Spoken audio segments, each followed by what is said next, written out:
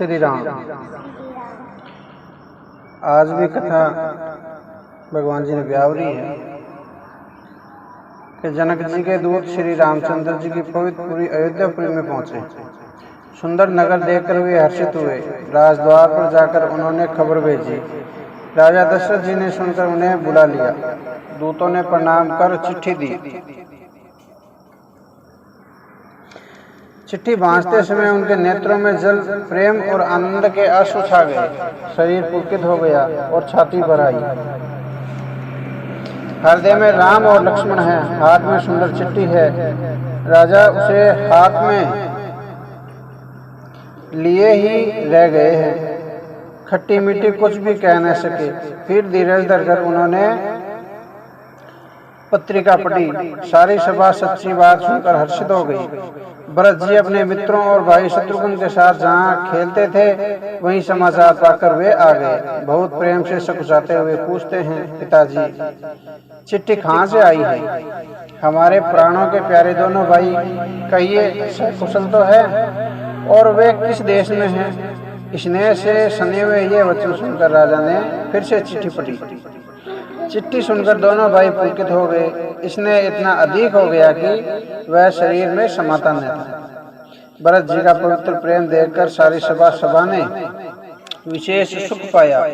तब राजा दूतों को पास बैठाकर मन को हरने वाले मीठे वचन बोले। भैया कहो, दोनों बच्चे सकुशल तो हैं? तुमने अपनी आंखों से उन्हें अच्छी तरह तो देखा है। सांवले और गोरे शरीर वाले वे धनुष और तरकस धारण किए रहते हैं। किशोर अवस्था है। विश्वामित्र जी मुनि के साथ हैं। तुम उनको पहचानते हो तो उनका स्वभाव बताओ। राजा प्रेम के साथ विशेष वश होने के कारण बार बार इस बात ऐसे पूछ रहे हैं कि भैया जिस दिन से मुनि उन्हें लिवा ले गए हैं तब से आज ही हमने सच्ची खबर पाई है। कहो ये महाराज जनक ने उन्हें कैसे पहचाना? ये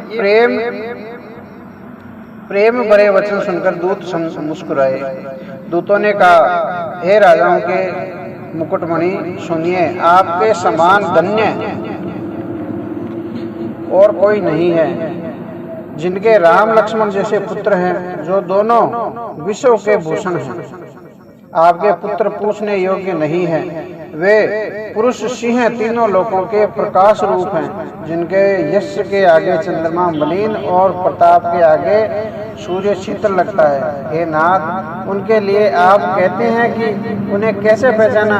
क्या सूर्य को हाथ में दीपक लेकर देखा जाता है? सीता जी के स्वयंवर में अनेकों राजा और एक से एक बढ़कर योद्धा एकत्रित हुए थे, परंतु शिव जी के धनुष को कोई भी चढ़ा न सका, तोड़ न सका।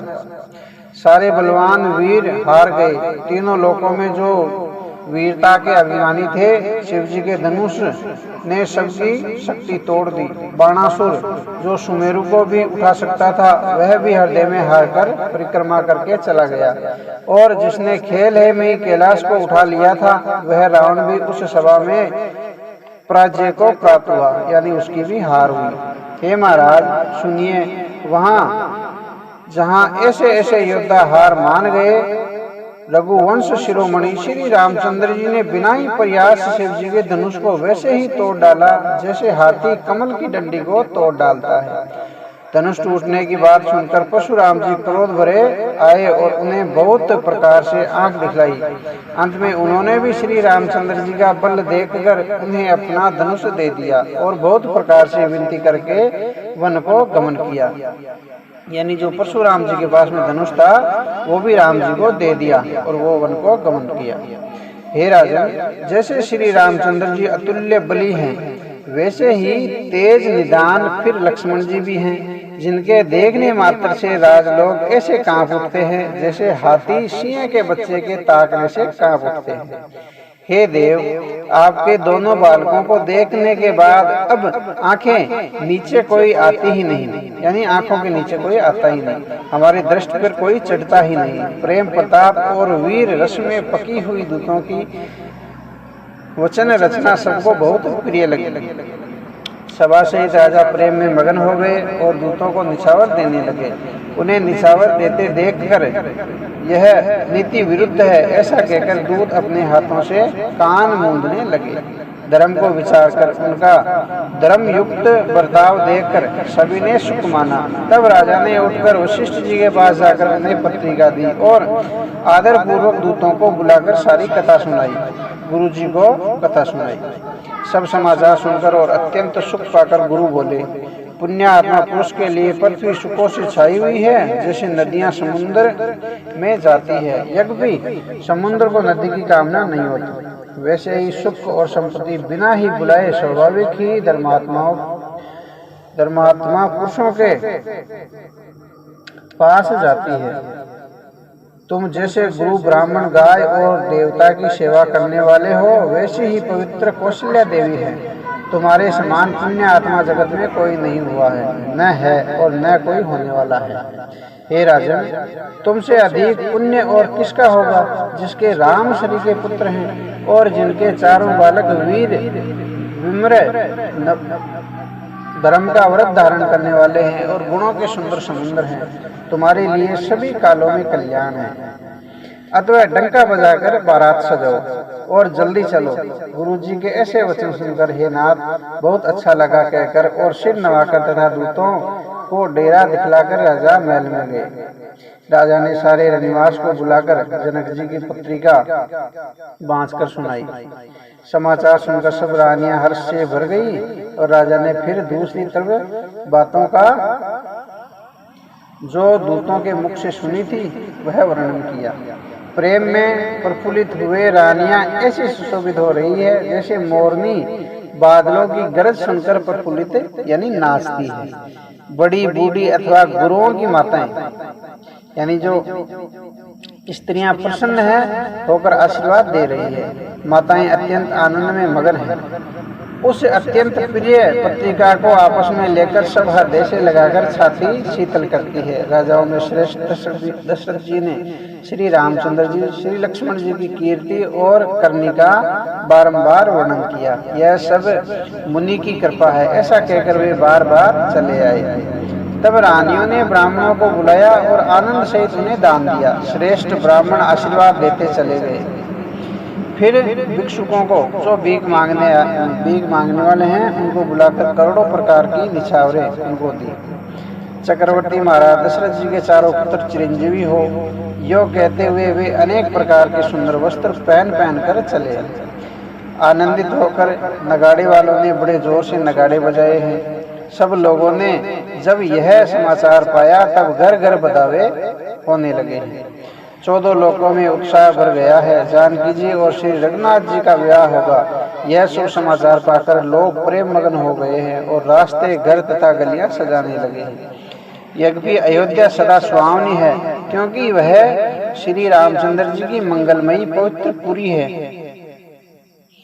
तथापि प्रीति पर प्रीति होने से वह सुंदर मंगलचार से सजाई गई है। ध्वजा, पताका, पर्दे, सुंदर चौरों से सारा बाजार बहुत ही अनूठा छाया हुआ है। सोने के कलश, तोरण, मणियों की झालरें, हल्दी, दूब, दही, अक्षत और मालाओं से लोगों ने अपने अपने घरों को सजाकर मंगलमय बना लिया है। गलियों को चतुर्रस से सींचा और द्वारों पर सुंदर चौक पुराए हैं। चंदन, केसर, कस्तूरी और कपूर से बने हुए एक सुगंध द्रव्य को चतुर्रस कहते हैं। बिजली की सी कांति वाली चंद्रमुखी, हरिण के बच्चे के नेत्रों वाली और अपने सुंदरता से कामदेव की स्त्री रति के अभिमान को छुड़ाने वाली सुहागिनी स्त्रियां सभी 16 श्रृंगार सजकर जहां तहां झुंड की झुंड मिलकर गान कर रही है। मनोहर वाणी से मंगल गीत गा रही है जिनके सुंदर स्वर को सुनकर कोयले भी लज्जा जाती है। राजमहल का वर्णन कैसे किया जाए, जहाँ विषय को विमोहित करने वाला मंडप सजाया गया है। अनेकों प्रकार के मनोहर मांगलिक पदार्थ शोभित हो रहे हैं और बहुत से नगाड़े बज रहे हैं। कहीं भाट वृंदावनी कुल कीर्ति का उच्चारण कर रहे हैं और कहीं ब्राह्मण वेद ध्वनि कर रहे हैं। स्त्रियां, सुंदर स्त्रियां श्री रामचंद्र जी और श्री सीता जी का नाम ले लेकर मंगल गीत गा रही है। उत्साह बहुत है और महल अत्यंत ही छोटा है, इससे उसमें न समाकर मानो वह उत्साह आनंद चारों ओर उमड़ चला है। दशरथ जी के महल की शोभा का वर्णन कौन कवि कर सकता है, जहाँ समस्त देवताओं के शिरोमणि श्री रामचंद्र जी ने अवतार लिया है। फिर राजा ने भरत जी को बुला लिया और कहा कि जाकर घोड़े, हाथी और रथ सजाओ, जल्दी श्री रामचंद्र जी की बारात में चलो। यह सुनते ही दोनों भाई भरत जी और शत्रुघ्न जी आनंदवश पुलक से भर गए, यानी आनंदित हो गए। भरत जी ने सब सहानी यानी घुड़साले अध्यक्ष बुलाए और उन्हें घोड़ों को सजाने की आज्ञा दी। वे प्रसन्न होकर उठ दौड़े। उन्होंने रुचि के साथ यथा योग्य जीने, जो घोड़े पर जीन कसते हैं, वो जीने कसवाई। रंग रंग के उत्तम घोड़े शोभित हो गए। सब घोड़े बड़े ही सुंदर और चंचल करनी यानी चाल के थे। वे धरती पर ऐसे पैर रखते थे जैसे जलते हुए लोहे पर रखते हो। अनेकों जाति के घोड़े हैं जिनका वर्णन नहीं हो सकता। ऐसी तेज चाल के हैं मानो हवा का निरादर करके उड़ना चाहते हैं। उन सब घोड़ों पर भरत जी के समान अवस्था वाले सब छेल छबीले राजकुमार सवार हुए हैं। वे सभी सुंदर हैं और सब आभूषण धारण किए हुए हैं। उनके हाथों में बाण और धनुष है तथा तरकस में भारी कमर में भारी तरकस बंधे हुए हैं। सभी चुने हुए छेल छबीले शूरवीर, चतुर और नवयुवक हैं। प्रत्येक सवार के साथ 2 पैदल सिपाही है जो तलवार चलाने की कला में बड़े ही निपुण हैं। शूरता का बाना धारण किए हुए रणधीर वीर सब निकलकर नगर के बाहर आ खड़े हुए हैं। वे चतुर अपने घोड़ों को तरह तरह की चालों से फेर रहे हैं, नचा रहे हैं और बेरी तथा नगाड़े की आवाज सुन सुनकर प्रसन्न हो रहे हैं। सारथियों ने ध्वजा, पताका, मणि और आभूषणों को लगाकर रथों को बहुत विलक्षण बना दिया है। उसमें सुंदर चंवर लगे हैं और घंटियां सुंदर शब्द कर रही है। वे रथ इतने सुंदर हैं मानो सूर्य के रथ की शोभा को छीने लेते हैं। अगणित श्याम कर्ण घोड़े हैं। उनको सारथियों ने उन रथों में जोत दिया है जो सभी देखने में सुंदर और गहनों से सजाए हुए सुशोभित हैं और जिन्हें देखकर मुनियों के भी मन मोहित हो जाते हैं, जो जल पर भी जमीनी की तरह चलते हैं। वेग की अधिकता से उनकी टाप पानी में नहीं डूबती। अस्त्र शस्त्र और सब साज सजाकर सारथियों ने रथियों को बुला लिया है। रथों पर चढ़ चढ़कर बारात नगर के बाहर जुटने लगी हैं। जो जिस काम के लिए जाता है सभी को सुंदर शकुन होते हैं। श्रेष्ठ हाथियों को सुंदर अंबारियां पड़ी है। वे जिस प्रकार सजाई गई थी सो कहा नहीं जा सकता। मतवाले हाथी घंटों से सुशोभित होकर घंटे बजाते हुए चले मानो सावन के से सुंदर बादलों के समूह गरजते हुए जा रहे हैं। सुंदर पालकियां, सुख से बैठने योग्य तामजाम मतलब जो कुर्सी नुमा होते हैं और रथ आदि और अनेकों प्रकार की सवारियां हैं उन पर लगाई जाती हैं। अब उन पर श्रेष्ठ ब्राह्मणों के समूह चढ़कर चले मानो सब वेदों के छंदी शरीर धारण किए हुए हो।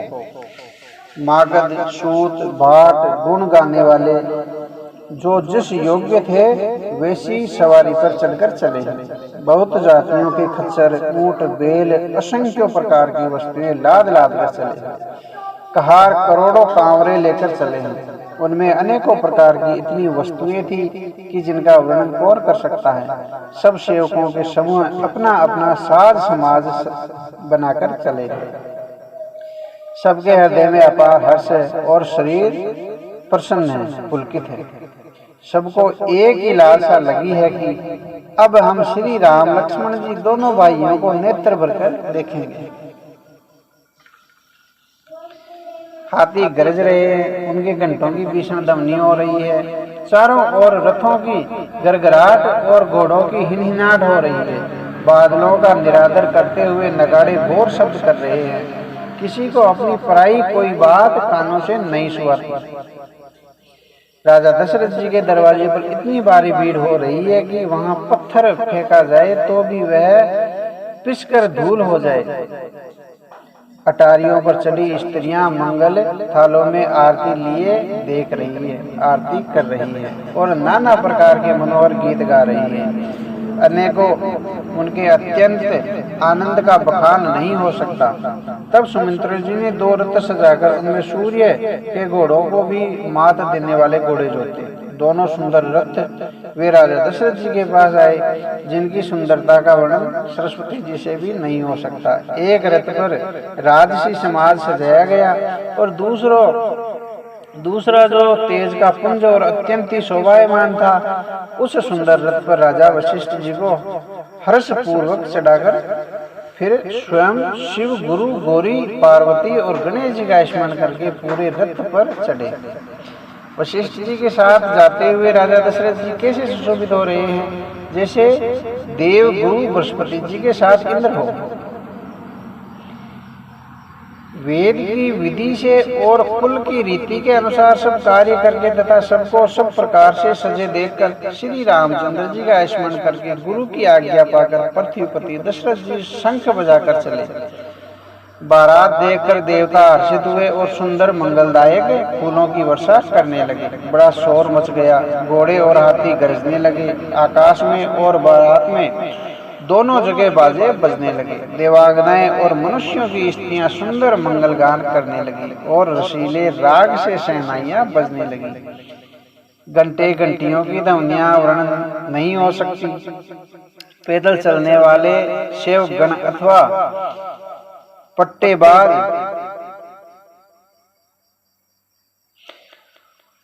यानी जो कसरत करते हैं, कसरत के खेल दिखा रहे हैं और फहरा रहे हैं। आकाश में ऊंचे उछलते और जा रहे हैं। हंसी करने में निपुण और सुंदर गाने में चतुर यानी मस्करे तरह तरह के तमाशे कर रहे हैं। सुंदर राजकुमार मृदंग और नगाड़े के शब्द सुनकर घोड़ों को उन्हीं के अनुसार नचा रहे हैं। वे ताल के बांधने से जरा भी डिगते नहीं हैं। चतुर नट चकित होकर यह देख रहे हैं। बारात ऐसी बनी है कि उसका वर्णन करते नहीं बनता। सुंदर सुखदायक शकुन हो रहे हैं। नीलकंठ पक्षी बाईं ओर चारा ले जा रहे हैं, चुगा ले जा रहे हैं, मानो संपूर्ण मंगलों की सूचना दे रहे हैं। दाहिनी ओर कौवा सुंदर खेत में शोभा पा रहा है। नेवले का दर्शन भी सब किसी ने पाया है। तीनों प्रकार की हवा चल रही है, शीतल मंद सुगंध। श्रेष्ठ सुहागनी स्त्रियां भरे हुए घड़े गोद में बालक लिए आ रही हैं, पानी के घड़े लिए हुए आ रही है। लोमड़ी फिर फिर कर बार बार दिखाई दे जाती है। गाय सामने खड़ी बछड़ों को दूध पिलाती है और दूध पिला रही है। हिरनी की टोली बाईं ओर से घूमकर दाहिनी ओर आई है, मानो सभी मंगलों का समूह दिखाई दिया। शेम करी यानी सफेद सिर वाली चील विशेष रूप से शेम यानी कल्याण कर रही है। श्यामा बाईं और सुंदर पेड़ पर दिखाई पड़ी है। दही मछली और 2 विद्वान ब्राह्मण हाथ में पुस्तक लिए सामने आए हैं। सभी मंगलमय, कल्याणमय और मनोवांछित फल देने वाले शकुन मानो सच्चे होने के लिए एक ही साथ हो गए हैं। स्वयं सगुण ब्रह्मा जिनके सुंदर पुत्र हैं, जिनके लिए सब मंगल सूचक सुलभ है, जहाँ श्री रामचंद्र जी शरीर के दुल्हा और सीता जी जैसी दुल्हन है, तथा दशरथ जी और जनक जी जैसे पवित्र समधी हैं, सगे हैं। ऐसा ब्याह सुनकर मानो सभी शकुन नाच उठे और कहने लगे हैं, अब ब्रह्मा जी ने हमको सच्चा कर दिया है। इस तरह बारात ने प्रस्थान किया। घोड़े हाथी गरज रहे हैं और नगाड़ों पर चोट लग रही है। सूर्य वंश के पताका स्वरूप दशरथ जी को आते हुए जानकर जनक जी ने नदियों पर पुल बंधवा दिए हैं। बीच बीच में ठहरने के लिए सुंदर घर यानी पड़ाव डेरे बना दिए, जिनमें देवलोकों के समान संपदा छाई है और जहां बारातों के सब लोग अपने अपने मन की पसंद के अनुसार सुहावने उत्तम भोजन, बिस्तर और वस्त्र पाते हैं। मन में अनुकूल नित्य नए सुखों को देखकर सभी बारातियों को अपने घर भूल गए। वो सब अपने घर भूल गए हैं। बड़े जोर से बजते हुए नगाड़ों की आवाज सुनकर श्रेष्ठ बारात को आती हुई जानकर अगवानी करने वाले हाथी रथ, पैदल और घोड़े सजाकर बारात लेने चले हैं। ऐसी बारात राम जी की आई। दूध, शरबत, ठंडाई, जल आदि से भरकर सोने के कलश तथा जिनका वर्णन नहीं हो सकता, ऐसे अमृत के समान भांति भांति के सब पकवानों से भरे हुए परात, थाल आदि अनेक प्रकार के सुंदर बर्तन हैं। उत्तम फल तथा और भी अनेकों सुंदर वस्तुएं राजा ने हर्षित होकर भेंट के लिए भेजी है। गहने, कपड़े, नाना प्रकार की मूल्यवान मणियां, रतन, पक्षी, पशु, घोड़े, हाथी और बहुत तरह की सवारियां हैं तथा बहुत प्रकार के सुगंधित एवं सुहावने मंगल द्रव्य और शगुन के पदार्थ राजा ने भेजे हैं। दही, चिड़ुआ यानी चावल, अग्नित उपहार की चीजें कांवरों में भर भर कर कहार में भेजी है। अगवानी करने वालों को जब बारात दिखाई दी तब उनके हृदय में आनंद छा गया और शरीर रोमांच से भर गया। अगवानों को रस सज धज के साथ देखकर बारातियों ने प्रसन्न होकर नगाड़े बजाए। बाराती तथा अगवाने जो मतलब बारात को लेने आए थे, अगवाने वो कुछ लोग परस्पर मिलने के लिए हर्ष के साथ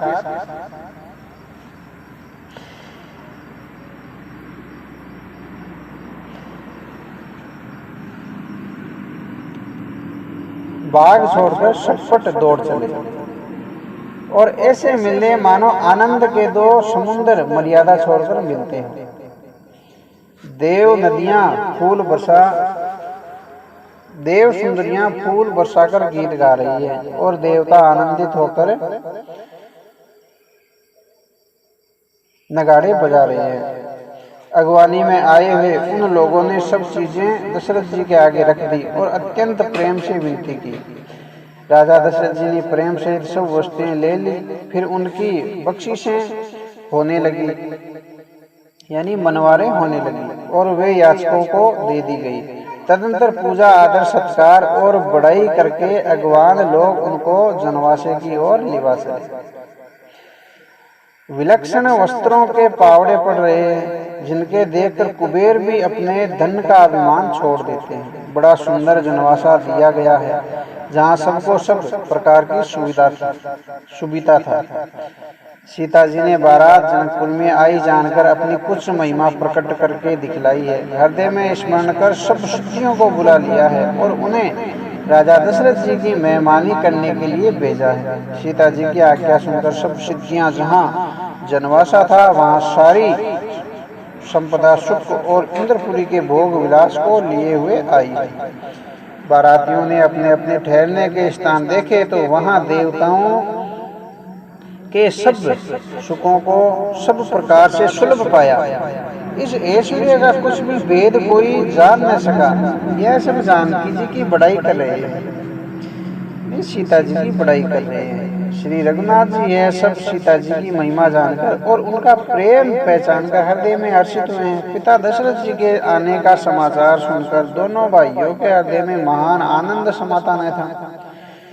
संकोचवश वे गुरु विश्वामित्र जी से कह नहीं सकते थे, परंतु मन में पिताजी के दर्शन की लालसा थी। अब विश्वामित्र जी ने उनकी बड़ी नम्रता देखी तो उनके हृदय में बहुत ही संतोष उत्पन्न हुआ।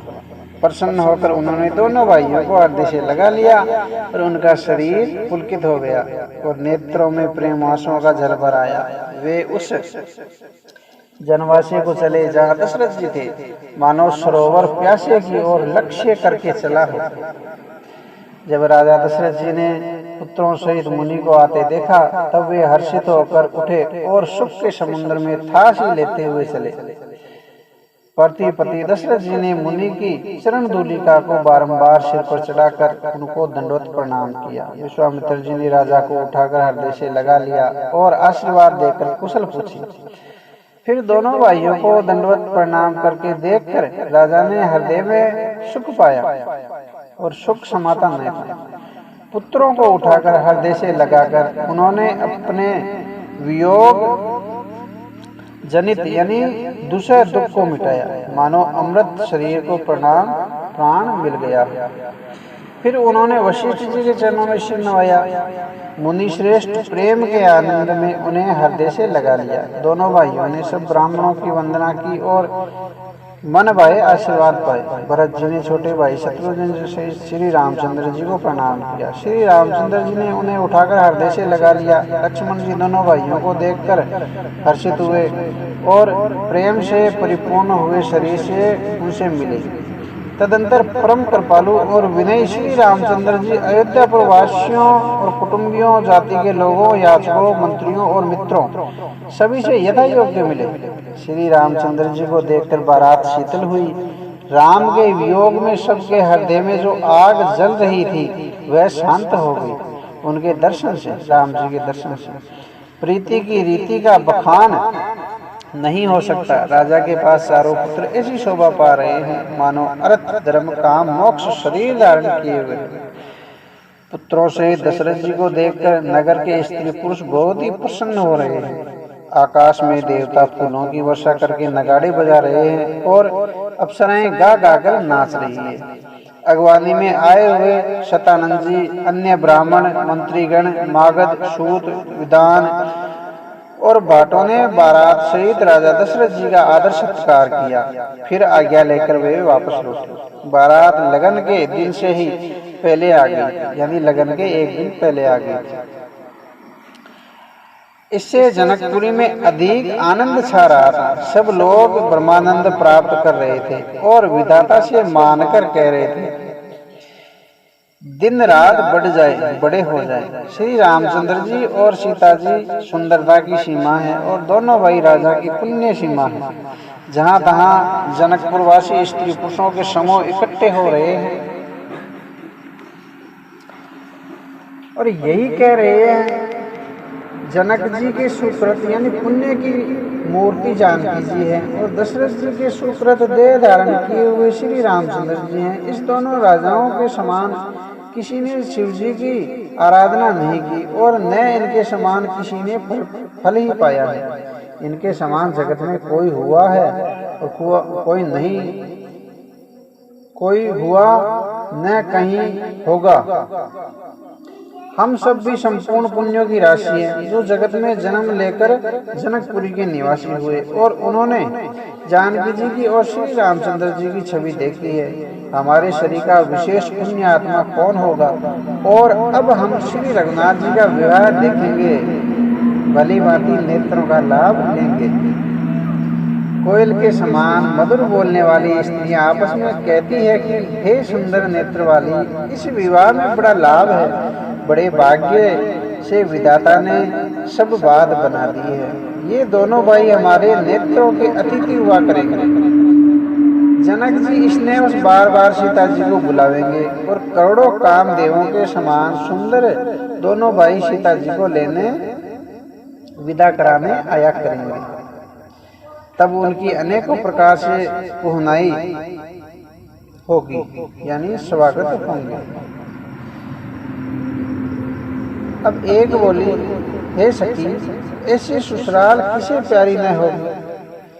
तब हम सब नगरवासी श्री राम लक्ष्मण जी को देख देख कर सुखी होंगे। हे सखी, जैसा श्री राम लक्ष्मण का जोड़ा है वैसे ही दो कुमार राजा के साथ और भी हैं। वे भी एक श्याम और दूसरे गोर वर्ण के हैं। उनके भी सब अंग बहुत सुंदर हैं। जो लोग इन्हें देख आए हैं वे सब यही कहते हैं एक ने कहा, मैंने आज ही उन्हें देखा है, इतने सुंदर हैं मानो ब्रह्मा जी ने उन्हें अपने हाथों से संवारा है। भरत तो श्री रामचंद्र जी की शक्ल के सूरत के हैं, स्त्री पुरुष उन्हें सहसा पहचान ही नहीं सकते। रामचंद्र जी और भरत जी एक ही शक्ल के, लक्ष्मण और शत्रुघ्न दोनों एक ही रूप के हैं। दोनों के नक्श से शिका तक सभी अंग अनुपम हैं, मन को बड़े अच्छे लगते हैं, फिर मुख से उनका वर्णन नहीं हो सकता। उनकी उपमा के योग्य तीनों लोकों में कोई नहीं है। दास तुलसी कहता है और तुलसीदास जी कहते हैं, कवि और कोविद यानी महान कहते हैं, इनकी उपमा कहीं कोई नहीं है।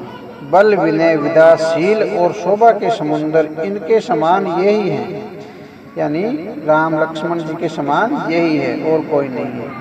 जनकपुर की सब स्त्रियां आंचल फैलाकर विधाता को यह वचन विनती सुनाती है कि चारों भाइयों का विवाह इसी नगरी में हो और हम सब सुंदर मंगल गीत गावे। और नेत्रों में प्रेम आंसू का जल भरकर पुलकित शरीर से स्त्रियां आपस में कह रही है कि हे सखी, दोनों राजा पुण्य के समुद्र हैं, त्रिपुरारी शिव जी सब मनोरथ पूर्ण करेंगे। इस प्रकार सब मनोरथ कह रही है और हृदय को उमंग उमंग कर यानी उत्साहित पूर्ण होकर आनंद से भर रही है। सीता जी के स्वयंवर में जो राजा आए थे, उन्होंने भी चारों भाइयों को देखकर सुख पाया है। श्री रामचंद्र जी का निर्मल और महान यश कहते हुए राजा लोग अपने अपने घर को गए। इस प्रकार कुछ दिन बीत गए। जनकपुरवासी और बाराती सभी बड़े आनंदित हैं। मंगलों का मूल लगन दिन आ गया।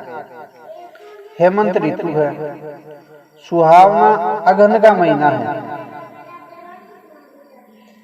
ग्रह तिथि नक्षत्र योग और वार श्रेष्ठ हैं। लगन मुहूर्त शोधकर ब्रह्मा जी ने उन पर विचार किया है और उस लगन पत्रिका को नारद जी के हाथ जनक जी के यहाँ भेज दिया है। जनक जी के ज्योतिषों ने भी वही गणना कर रखी थी।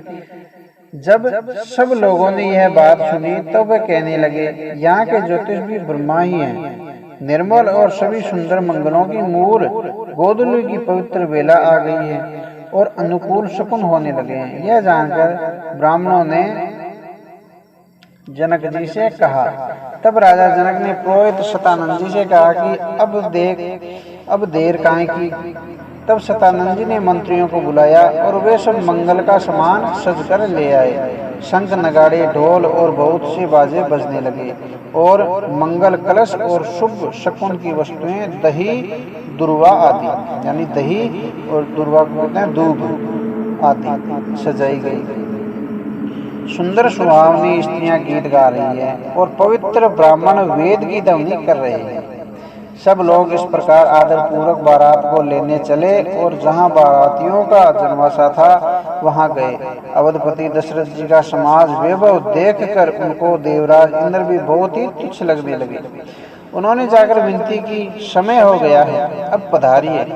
यह सुनते ही नगाड़ों पर चोटें लगने लगी, नगाड़े बजने लगे। गुरु वशिष्ठ जी से पूछकर और कुल की सब रीतियों को करके राजा दशरथ जी मुनियों और साधुओं के समाज को साथ लेकर चले।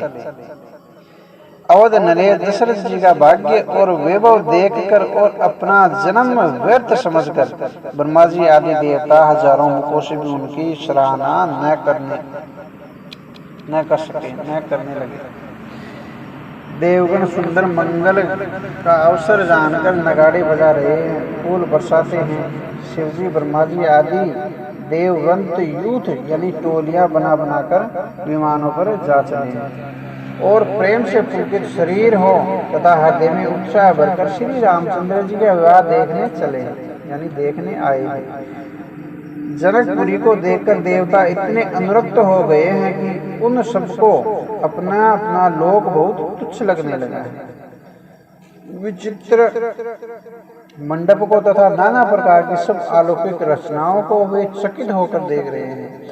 नगर के स्त्री पुरुष रूप के भंडार सुगढ़ श्रेष्ठ धर्मात्मा सुशील और सुजान है। उन्हें देखकर सब देवता और देवांगनाएं ऐसे प्रभाहीन हो गए हैं जैसे चंद्रमा के उजियाले में तारागण फीके पड़ जाते हैं। चंद्रमा के सामने में तारे फीके पड़ जाते हैं। ब्रह्मा जी को विशेष आश्चर्य हुआ, क्योंकि वहां उन्होंने अपनी कोई करनी रचना नहीं की थी।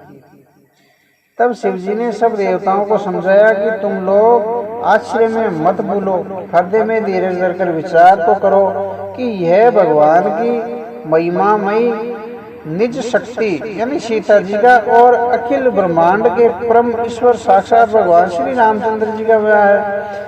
यानी जो भगवान पृथ्वी के एक भगवान है उनका ब्याह है, जिनका नाम लेते ही जगत में सारे अमंगलों की जड़ कट जाती है और चारों पदार्थ यानी अर्थ धर्म काम मोक्ष मुट्ठी में आ जाते हैं। ये वही जगत के माता पिता हैं, श्री सीताराम जी हैं। काम के शत्रु शिव जी ने ऐसा कहा। इस प्रकार शिव जी ने देवताओं को समझाया और फिर अपने श्रेष्ठ बेल नीलेश्वर को आगे बढ़ाया। देवताओं ने देखा कि दशरथ जी मन में बड़े ही प्रसन्न और शरीर से पुलकित हुए चले जा रहे हैं। उनके साथ परम हर्ष युक्त साधुओं और ब्राह्मणों की मंडली ऐसी शोभा दे रही है मानो समस्त सुख शरीर धारण करके अपनी सेवा कर रहे हो। चारों सुंदर पुत्र साथ में ऐसे सुशोभित हैं मानो संपूर्ण मोक्ष, सालोक्य, सामीप्य, सारूप्य, सायुज्य शरीर धारण किए हुए। ये चार मोक्ष मरकत मणि और सुवर्ण के रंग की सुंदर जोड़ियों को देखकर देवताओं को कोई प्रीति नहीं हुई, अर्थात बहुत ही प्रीति हुई, बहुत उत्साह हुआ। फिर श्री रामचंद्र जी को देखकर वे हृदय में अत्यंत हर्षित हुए और राजा की सराहना करके उन्होंने फूल बरसाए। नख से शिखा तक श्री रामचंद्र जी के सुंदर रूप को बार बार देखते हुए पार्वती जी समेत श्री शिव जी का शरीर पुलकित हो गया, वो प्रसन्न हो गए और उनके नेत्रों में प्रेम आंसुओं का जल भराया। बेटा राम जी का मोर के कंठ की सी कांति वाला हरिताभ श्याम शरीर है। बिजली का अत्यंत निरादर करने वाले प्रकाश में सुंदर पित्त रंग के वस्त्र हैं, यानी पीताम्बर पीले रंग के वस्त्र हैं। सब मंगल रूप और सब प्रकार से सुंदर भांति भांति की विवाह के आभूषण शरीर पर सजाए हुए हैं। उनका सुंदर मुख शरद पूर्णिमा के निर्मल चंद्रमा के समान और मनोहर नेत्र नवीन कमल को लज्जाने वाले हैं। सारी सुंदरता अलौकिक है, यानी माइक कुछ भी नहीं है, यानी माया से कुछ भी बनाई हुई नहीं है। दिव्य सच्चिदानंदमयी है, वह कहीं नहीं जा सकती। मन ही मन बहुत प्रिय लगती है। हाथ में मनोहर बाई सुशोभित है। साथ में जो चंचल घोड़ों पर नचाते हुए चले जा रहे हैं, राजकुमार श्रेष्ठ घोड़ों को उन्हीं की चाल को दिखलाते रहे हैं और वंश की प्रशंसा करने वाले मागध भाट वीरदावली सुनाते जा रहे हैं। जिस घोड़ों पर श्री रामचंद्र जी विराजमान हैं, उसकी तेज चाल देखकर गरुड़ भी लज्जा जाते हैं, उनका वर्णन नहीं हो सकता। वह सब प्रकार से सुंदर हैं, मानो कामदेव ने ही घोड़ों का वेश धारण कर लिया हो। अब मानो श्री रामचंद्र जी के लिए कामदेव घोड़ों का वेश बनाकर अत्यंत सुशोभित हो रहा है। वह अपनी अवस्था, बल, रूप, गुण और चाल से समस्त लोगों को मोहित कर रहा है। सुंदर मोती है, मणि है और माणिक्य लगी हुई जड़ाऊ जीर्ण ज्योति से जगमगा रहे हैं। उनकी सुंदर घुंघरू लगी ललित लगाम को देखकर देवता, मनुष्य और मुनि सभी ठगे जाते हैं।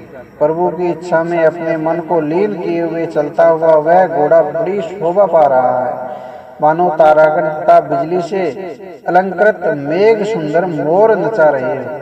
जिस श्रेष्ठ घोड़े पर श्री रामचंद्र जी सवार हैं, उसका वर्णन सरस्वती भी कैसे कर सकती है। शंकर जी श्री रामचंद्र जी के रूप में ऐसे अनुरक्त हुए हैं कि उन्हें 15 नेत्र इस समय बहुत ही प्यारे लग रहे हैं। शिव जी के 15 नेत्र उस समय 15 नेत्रों से दर्शन कर रहे हैं। भगवान विष्णु ने जब प्रेम सहित श्री रामचंद्र जी को देखा, तब वे रमणीयता की मूर्ति यानी श्री लक्ष्मी जी के पति श्री लक्ष्मी जी सहित मोहित हो गए। श्री रामचंद्र जी की शोभा देखकर ब्रह्मा जी बड़े प्रसन्न हुए, पर अपने 8 ही नेत्र जानकर पछताने लगे। अब शिव जी के तो ज्यादा थे और ब्रह्मा जी के 8 नेत्र हैं जो वो पछता रहे। अब देवताओं के सेनापति स्वामी कार्तिकेय के हृदय में बड़ा उत्साह है, क्योंकि वे ब्रह्मा जी से भी डोडे अर्थात 12 नेत्रों से राम दर्शन का सुंदर लाभ उठा रहे हैं। सुजान इंद्र अपने 1000 नेत्रों से श्री रामचंद्र जी को देख रहे हैं और गौतम जी के श्राप को अपने लिए परम हितकर मान रहे हैं।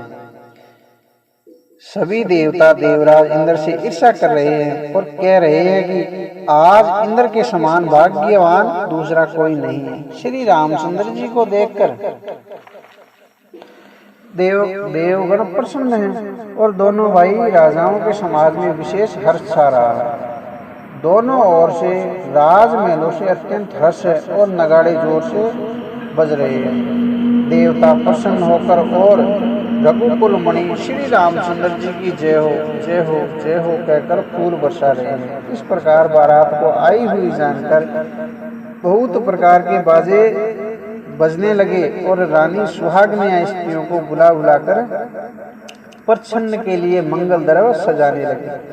अनेक प्रकार से आरती सजकर और समस्त मंगल द्रव्यों को यथा योग्य सजाकर गज कामनी यानी हाथी किसी चाल वाली उत्तम स्त्रियां आनंद पूर्वक प्रच्छन्न के लिए चली।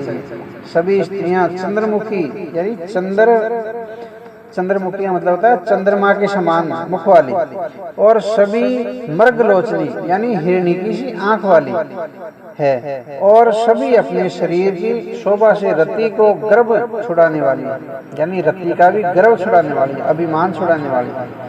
रंग रंग की सुंदर साड़ियां पहने हैं और शरीर पर सब आभूषण सजे हुए हैं, सब गहने पहने हुए हैं। समस्त अंगों को सुंदर मंगल पदार्थों से सजाए हुए हैं। वे कोयल को भी लज्जाती हुई मधुर स्वर से गान यानी गीत गा रही है। कंगन करधनी नुपुर बज रहे हैं। स्त्रियों की चाल देखकर कामदेव के हाथी भी लज्जा जाते हैं। अनेक प्रकार के बाजे बज रहे हैं। आकाश और नगर दोनों स्थानों में सुंदर मंगलाचार हो रहे हैं। सची है इंद्राणी सरस्वती लक्ष्मी पार्वती जो भी स्वभाव से ही पवित्र और शानी देवांगनाएं थी, वे सब कपट से सुंदर स्त्री का वेश बनाकर रनिवास में जा मिली हैं और मनोहर वाणी से मंगल गान यानी गीत गा रही है। सब लोग हर्ष के साथ विशेष वश थे, अतः किसी ने उन्हें पहचाना नहीं। कौन किसे जान पहचाने। आनंद के वश हुई सब दुल्हे बने हुए ब्रह्मा का प्रच्छन्न करने चले हैं। मनोहर गान हो रहा है, मधुर मधुर नगाड़े बज रहे हैं, देवता फूल बरसा रहे हैं, बड़ी अच्छी शोभा है। आनंद कंद दूल्हे को देखकर यानी राम जी को दूल्हा यानी बींद बना देखकर सब स्त्रियां हृदय में हर्षित हुई हैं।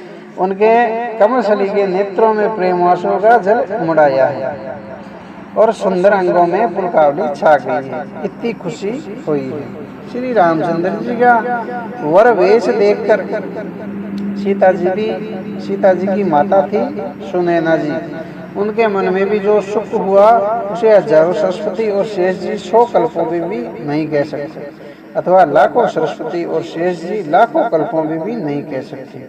मंगल अवसर जानकर नेत्रों के जल को रोके हुए रानी प्रसन्न मन से प्रसन्न कर रही है। वेदों में कहे हुए तथा कुलाचार के अनुसार यानी कुलाचार के अनुसार सभी व्यवहार रानी ने भलीभांति किए हैं। पंच शब्द यानी तंत्री, ताल, झांझ, नगारा और तुरही, ये 5 प्रकार के बाजे हैं, उनका शब्द हो रहा है। पंचध्वनि यानी वेद ध्वनि, वंदित ध्वनि, जय ध्वनि, शंख ध्वनि और हुलु ध्वनि और मंगलगान हो रहे हैं। नाना प्रकार के वस्त्रों के पावड़े पड़ रहे हैं। उन्होंने यानी रानी ने आरती करके अर्घ दिया। तब श्री रामचंद्र जी ने मंडप में गमन किया। दशरथ जी अपनी मंडली सहित विराजमान हुए। उनके वैभव को देखकर लोकपाल भी लज्जा जाते हैं। समय समय पर देवता फूल बरसाते हैं और भूदेव ब्राह्मण समय अनुकूल शांति पाठ करते हैं। आकाश और नगर में शोर मच रहा है, अपनी पराई कोई कुछ भी नहीं सुनता। इस प्रकार श्री रामचंद्र जी मंडप में आए और अर्घ देकर आसन पर बैठाए गए। आसन पर बैठाकर आरती करके दूल्हे को देखकर स्त्रियां सुख पा रही है। वे ढेर के ढेर मणि, वस्त्र और गहने निछावर बेटे कर रही है और मंगल गान गा रही है, गीत गा रही है। ब्रह्मा आदि श्रेष्ठ देवता ब्राह्मण का वेश बनाकर कौतुक देख रहे हैं, यानी सबको देख रहे हैं। वे रघुकुल रूपी कमल के प्रफुल्लित करने वाले सूर्य श्री रामचंद्र जी सभी को देखकर अपना जीवन सफल जान रहे हैं। नाई, बारी, बाट और नट श्री रामचंद्र जी की निछावर पाकर आनंदित होकर सिर नवाकर आशीष देते हैं। उनके हृदय में हर्ष समाता नहीं है। वैदिक और लौकिक सब रीतियां करके जनक जी और दशरथ जी बड़े प्रेम से मिले हैं। दोनों महाराज मिलते हुए बड़े ही सुशोभित हुए हैं। कभी उनके लिए उपमा खोज कर लज्जा गए हैं, यानी कोई उपमाई नहीं मिली है। जब कहीं भी उपमा नहीं मिली तब हृदय में हार मानकर उन्हें मन में यही उपमा निश्चित की है कि इनके समान यही है। समधियों का मिलाप या परस्पर संबंध देखकर देवता अनुरक्त हो गए हैं और फूल बरसाकर उनका यश गाने लगे हैं। वे कहने लगे हैं, जब से ब्रह्मा जी ने जगत को उत्पन्न किया तब से हमने ऐसे बहुत विवाह देखे हैं, सुने हैं, परंतु सब प्रकार से समान सा समाज और बराबरी के परिपूर्ण समायुक्त समधी तो आज तक नहीं देखे हैं हमने। अब देवताओं की सुंदर सत्यवाणी सुनकर दोनों ओर अलौकिक प्रीति छा गई। सुंदर पावड़े और अर्घ देते हुए जनक जी दशरथ जी को आदर पूर्वक मंडप में ले आए। जहाँ चौली बनाई गई थी वहाँ ले आए।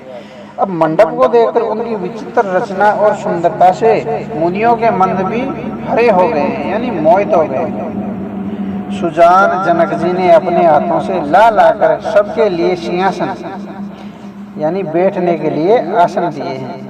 उन्होंने अपने कुल के इष्ट देव के समान वशिष्ठ जी की पूजा की और विनय करके आशीर्वाद प्राप्त किया। विश्वामित्र जी की पूजा करते समय परम प्रीति की रीति तो कहते ही नहीं बनती।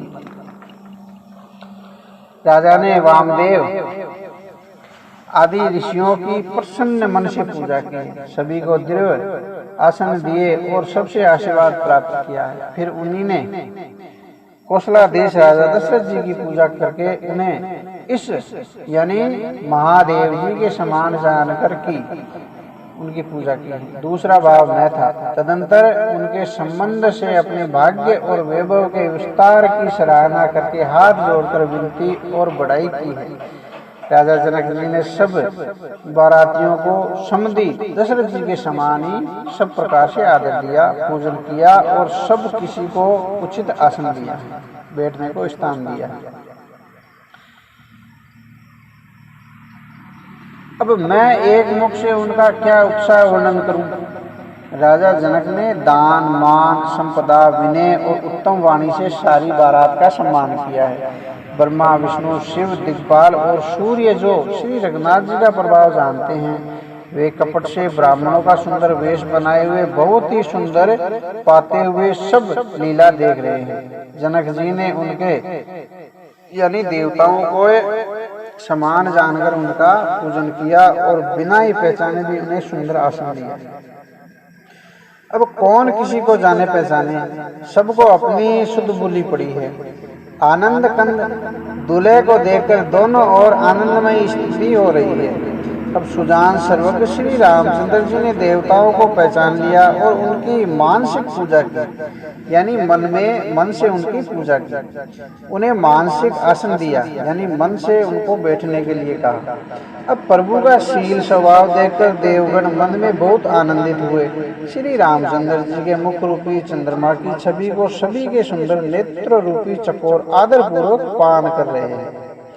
यानी उनका आनंद ले रहे हैं। प्रेम और आनंद कम नहीं है, अर्थात बहुत है। समय देखकर वशिष्ठ जी ने शतानंद जी को आदर पूर्वक बुलवाया। वे सुनकर आदर के साथ आए। वशिष्ठ जी ने कहा, अब जाकर राजकुमारी को शीघ्र ले आइए, यानी सीता जी को शीघ्र ले आइए। मुनि की आज्ञा पाकर वे प्रसन्न होकर चले। बुद्धिमती रानी पुरोहित की वाणी सुनकर सखियों समेत बड़ी प्रसन्न हुई।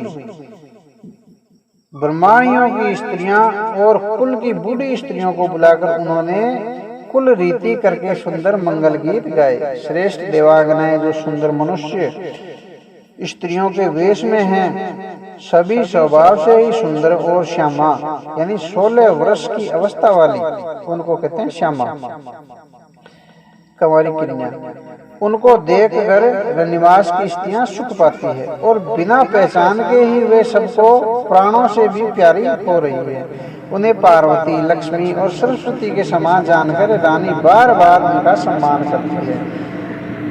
अभी रनिवास की स्त्रियां और सखियां सीता जी का श्रृंगार करके मंडली बनाकर प्रसन्न होकर उन्हें मंडप में लिवासा, चौरी में लिवासा, सुंदर मंगल गान साज सजकर रनिवास की स्त्रियां और सखियां आदर सहित सीता जी को लिवासा। सभी सुंदरियां 16 श्रृंगार किए हुए मतवाले हाथियों की चाल से चलने लगी। उनके मनोहर गाने को सुनकर मुनि भी ध्यान छोड़ देते हैं और कामदेव की कोयले भी लज्जा जाती हैं।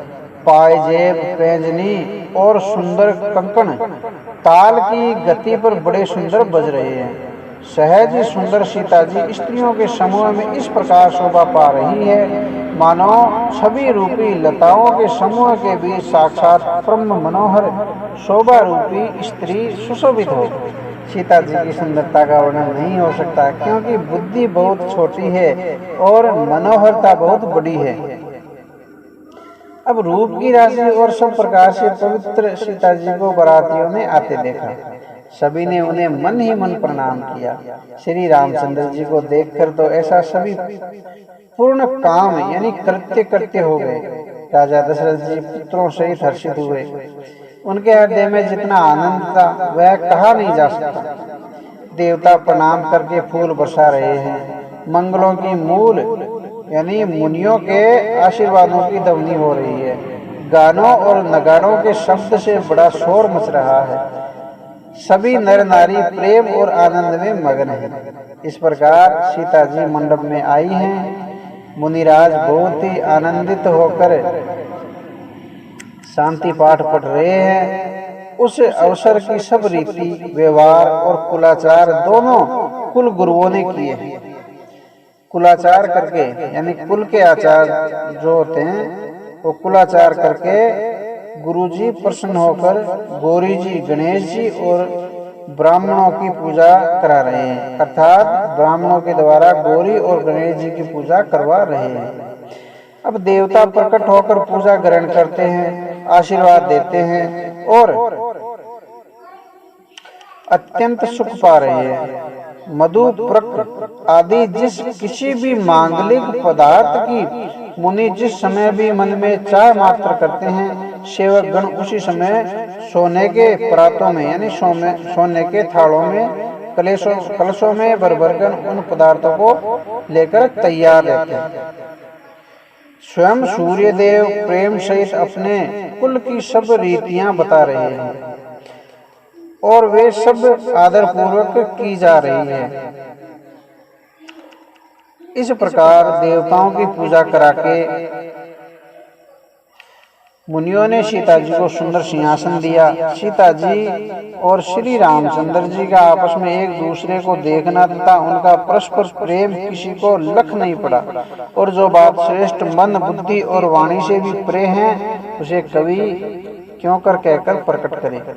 हवन के समय अग्निदेव शरीर धारण करके बड़े ही सुख से आहुतियां ग्रहण कर रहे हैं और सारे वेद ब्राह्मण का वेश धारण करके विवाह की विधियां बताते जाते हैं। अब जनक जी की जगत विख्यात पटरानी और सीता जी की माता का बखान तो हो ही कैसे सकता है। सुयश सुकृत यानी सुकृत मतलब पुण्य, सुख और सुंदरता सबको बटोरकर विधाता ने उन्हें संवार कर तैयार किया है। समय जानकर श्रेष्ठ मुनियों ने उनको बुलवाया। यह सुनते ही सुहागिनी स्त्रियां उन्हें आदरपूर्वक ले आई। अब सुनैना जी नाम है जनक जी की पटरानी। अब जनक जी की बाईं ओर ऐसी सो रही है मानो हिमाचल के साथ मैना जी शोभित हो, जो माता पार्वती जी के माता पिता थे हिमाचल और मैना जी। अब पवित्र सुगंधित और मंगल जल से भरे सोने के कलश और मणियों की सुंदर परातें सजा राजा और रानी आनंदित होकर अपने हाथों से लाकर श्री रामचंद्र जी के आगे रखी हैं। मुनि मंगलवाणी से वेद पढ़ रहे हैं। सुअवसर जानकर आकाश से फूलों की झड़ी लग गई है। दूल्हे को देखकर राजा रानी प्रेम मगन और उनके पवित्र चरणों को पखारने लगे हैं। वे श्री रामचंद्र जी के चरण कमलों को पखारने लगे हैं। प्रेम से उनके शरीर में पुलकावली छा गई। आकाश और नगर में होने वाली गान गीत नगाड़े और जय जयकार की ध्वनि मानो चारों दिशाओं में उमड़ रही है। जो चरण कमल कामदेव के शत्रु शिव जी के हृदय रूपी सरोवर में सदा ही विराजते हैं, जिनका एक ही बार भी स्मरण करने से मन में निर्मलता छा जाती है और कलयुग के सारे पाप भाग जाते हैं। उनका स्पर्श पाकर गौतम मुनि की स्त्री अहल्या जो पापमयी थी परम गति पाई। जिस चरण कमलों का मकरंद रस यानी गंगा जी शिव जी के मस्तक पर विराजमान है, जिसको देवता पवित्रता की सीमा बताते हैं। मुनि और योगीजन अपने मन को भोरे बनाकर जिस चरण कमलों का सेवन करके मनोवांछित गति प्राप्त करते हैं, वही चरणों को भाग्य के पात्र यानी बड़भागी जनक जी धो रहे हैं। यह देखकर सब जय जयकार कर रहे हैं। दोनों कुलों के गुरु वर और कन्या की हथेलियों को मिलाकर साखोचार करने लगे हैं, यानी हथलेवा जोड़ाने लगे हैं। पानी ग्रहण हुआ देखकर ब्रह्मादि देवता मनुष्य और मुनि आनंद में भर गए हैं। सुख के मूल दूल्हे को देखकर राजा रानी शरीर पुलकित हो गया है और हृदय आनंद से उमंग उठा है। राजाओं के अलंकार स्वरूप महाराज जनक जी ने लोक और वेद की रीति को करके कन्यादान किया। जैसे हिमवान शिव जी को पार्वती जी और सागर ने भगवान विष्णु को लक्ष्मी जी दी, वैसे ही जनक जी ने श्री रामचंद्र जी को सीता जी समर्पित की, जिसमें विश्व में सुंदर नवीन कीर्ति छा गई। विदेह यानी जनक जी को विदेह भी कहते हैं। अब जनक जी कैसे विनती करें? उस सांवली मूर्ति ने तो उन्हें सचमुच विदेह यानी देह की शुद्ध बुद्ध से रहित ही कर दिया है। विधि पूर्वक हवन करके गठजोड़ी की गई और बावरे होने लगे। जय ध्वनि, वंदी ध्वनि, वेद ध्वनि, मंगलगान और नगाड़ों की ध्वनि सुनकर चतुर देवगण हर्षित हो रहे हैं और कल्प वृक्ष के फूलों को बरसा रहे हैं। वर और कन्या सुंदर भांवरे दे रहे हैं। सब लोग आदर पूर्वक उन्हें देखकर नेत्रों का परम लाभ ले रहे हैं, यानी राम जी सीता जी फेरे ले रहे हैं। मनोहर जोड़ी का वर्णन नहीं हो सकता। जो कुछ उपमा कहूँ वही थोड़ी होगी।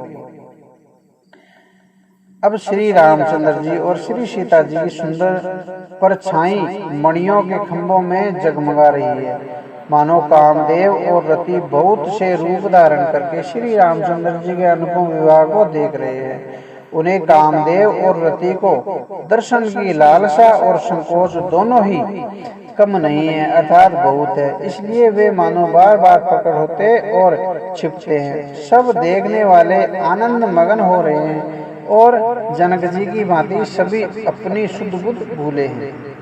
मुनियों ने आनंद पूर्वक बावरे फिराई यानी फेरे करवाए और नेक सहित सब रीतियों को पूरा किया। श्री रामचंद्र जी सीता जी के सिर में सिंदूर लगा रहे हैं।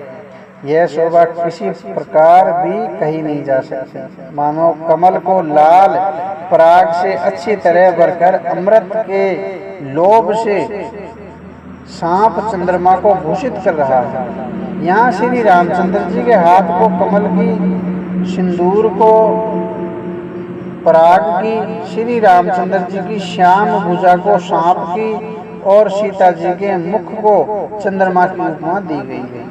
फिर श्री वशिष्ठ जी आज्ञा दी, तब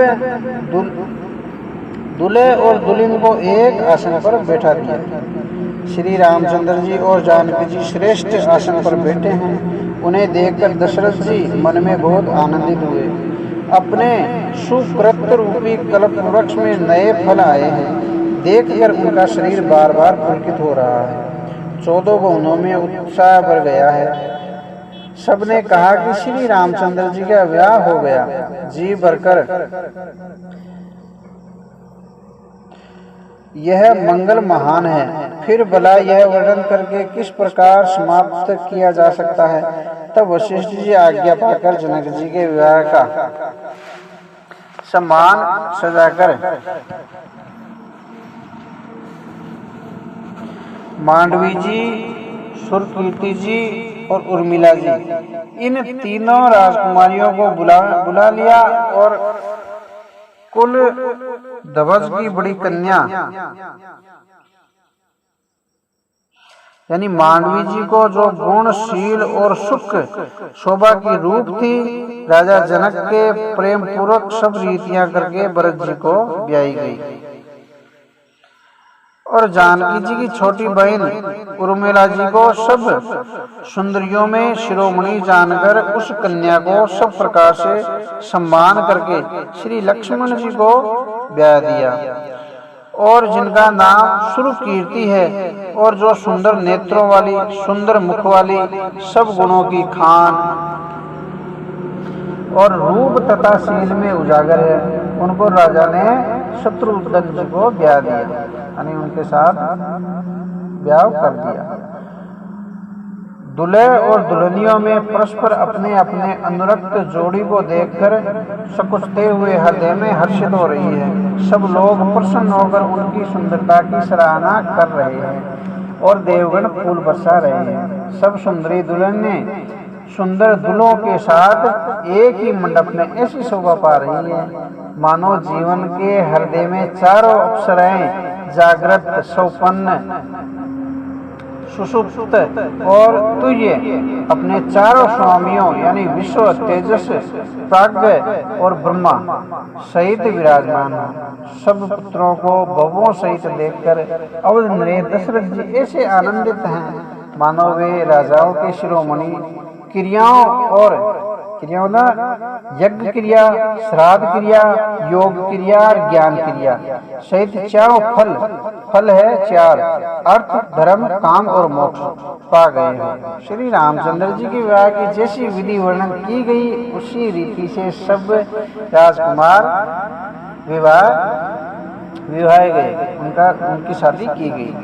दहेज की अधिकता कुछ कही नहीं जाती। सारा मंडप सोने और मणियों से भरा है। बहुत से कंबल, वस्त्र और भांति भांति के विचित्र रेशमी कपड़े जो थोड़ी कीमत के न थे अर्थात बहुत बहुमूल्य थे, बहुत कीमत के थे, तथा हाथी, रथ, घोड़े, दास दासियां और गहनों से सजी हुई कामधेनु शरीकी गाय थी। अब आदि यानी अनेकों वस्तुएं हैं जिनकी गिनती कैसे की जाए, उनका वर्णन नहीं किया जा सकता। जिन्होंने उन्हें देखा है वही जानते हैं। अब उन्हें देखकर लोकपाल भी सिहा गए हैं। अवधराज दशरथ जी ने सुख मानकर प्रसन्न चित्त से सब कुछ ग्रहण किया। उन्होंने सब दहेज का सामान याचकों को जिसे जो अच्छा लगा और दे दिया। जो बच गया वह जनवास में चला आया। तब जनक जी हाथ जोड़कर सारी बारात का सम्मान करते हुए कोमल वाणी से बोले, कि आदर दान विनय और बड़ाई के द्वारा सारी बारात का सम्मान कर राजा जनक ने महान आनंद के साथ प्रेम पूर्वक लड़ाकर यानी लाड करके मुनियों के समूह की पूजा एवं वंदना की। सिर नवाकर देवताओं को मनाकर राजा हाथ जोड़कर सबसे कहने लगे कि देवता और साधु तो भाव ही चाहते हैं, वे प्रसन्न से ही प्रसन्न हो जाते हैं। उन पूर्ण काम महाभावों को कोई कुछ देकर कैसे संतुष्ट कर सकता है? क्या एक अंजलि जल देने पर कहीं समुद्र संतुष्ट हो सकता है? फिर जनक जी भाई सहित हाथ जोड़कर कौशलाधीश दशरथ जी से स्नेह और शील सुंदर प्रेम में सानकर मनोहर वचन बोले, हे राजन, आपके साथ संबंध हो जाने से अब हम सब प्रकार से बड़े हो गए हैं। इस प्रकार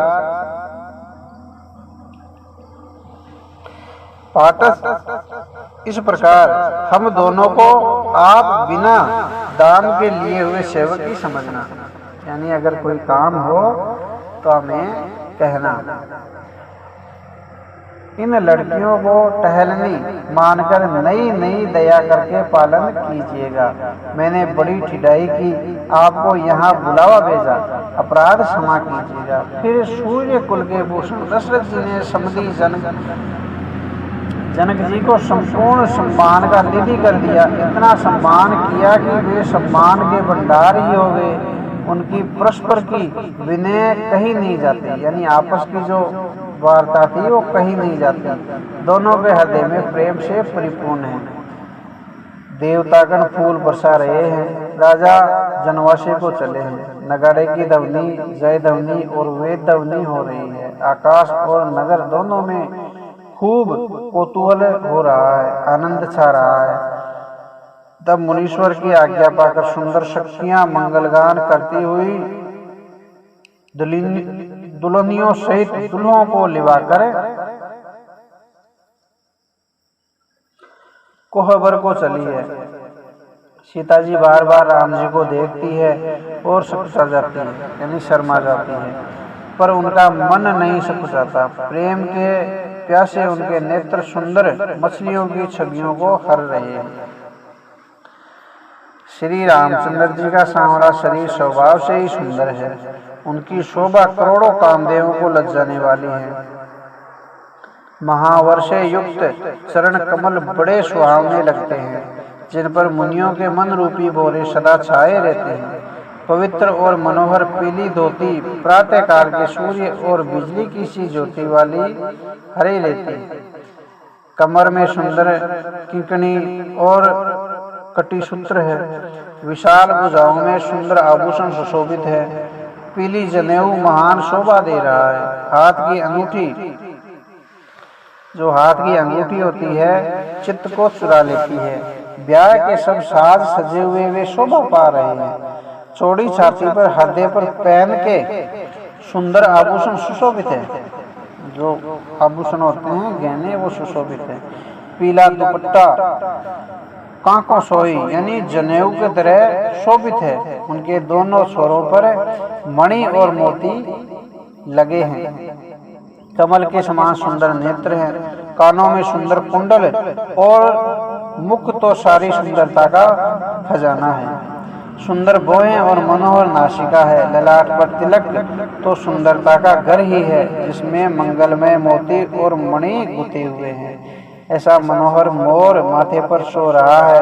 सुंदर मोर में बहुमूल्य मणियां गुथी हुई है। सभी अंग चित्त को चुराए लेते हैं। सब नगर की स्त्रियां और देव सुंदरिया दूल्हे को देखकर तिनका तोड़ रही है। उनकी बलैया लेती है, नजर उतारती है और मणि वस्त्र तथा आभूषण निछावर करके आरती उतार रही है और मंगलगान कर रही है। देवता फूल बरसा रहे हैं और सूत मागध तथा बाट सुयश सुना रहे हैं।